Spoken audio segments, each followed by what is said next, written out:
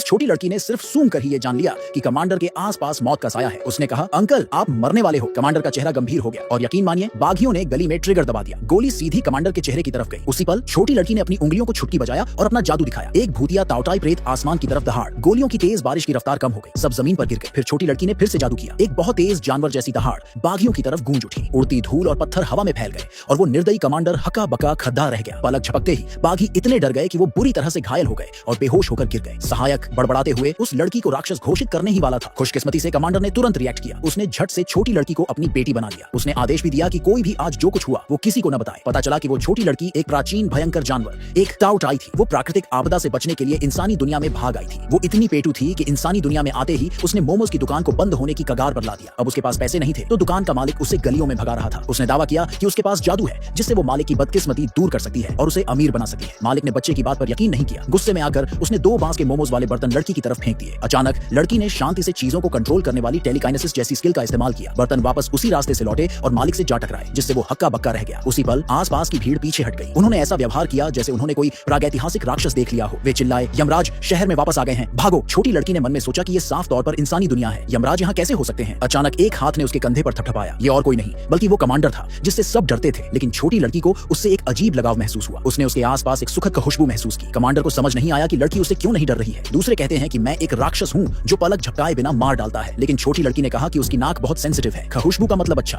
बदबू का मतलब बुरा। चूंकि कमांडर से खुशबू आ रही थी उसने सोचा कि वो जरूर अच्छा आदमी होगा। ये बातें सुनकर कमांडर जोर जोर से हंसने लगा। जब उसे पता चला कि लड़की का कोई सहारा नहीं है और उसका कोई नाम नहीं है तो उसने तुरंत उसे अपनी बेटी बना लिया और उसे एक नाम दिया। लड़की को समझ नहीं आया कि पिता क्या होता है। उसने पूछा कि क्या इसका मतलब है कि वो उसे पेट भरकर खाने को दे सकता है। ये सुनकर कमांडर जोरदार हंसी में फूट पड़ा। उसने तुरंत कहा, पेट भरने की बात मत करो, लड़की को जो कुछ भी पसंद होगा चाहे वो कुछ भी हो कमांडर उसके लिए छीन लाएगा। जब अच्छे खाने की बात सुनी तो लड़की तुरंत कमांडर की बेटी बनने के लिए मान गई। तभी लड़की ने अपने नए पिता के शरीर पर मौत का साया सूंघा। इस वजह से ही शुरुआत में गली में झगड़ा हुआ था। यह देखकर कि उसकी बेटी ने एक दहाड़ से सभी बागियों को हक्का बक्का कर दिया था, कमांडर ने तुरंत रात की घटनाओं को सीक्रेट रखने का आदेश दिया। फिर वो अपने आदमियों के साथ अपने घर लौट गया। कमांडर की लड़ाई से लौटने की खबर गलियों और चौराहों पर जल्द ही फैल गई और उसने ऐलान किया कि वो लड़की ही कमांडर के परिवार की इकलौती वारिस होगी। कमांडर के पिता ने अखबार देखकर गुस्से से लाल हो गए, क्योंकि उनके दिमाग में उन्होंने पहले ही गोद ली हुई बेटी को वारिस तय कर दिया था। उस वक्त पिता गंभीर रूप से बीमार थे और बिस्तर पर पड़े थे। कमांडर लड़ाई पर बाहर थे और देखभाल के लिए घर नहीं आ सकते थे। पिता ने शुभकामनाएं लाने के लिए कमांडर की तरफ से एक बेटी को गोद लिया था। अप्रत्याशित रूप से गोद ली हुई बेटी के घर आते ही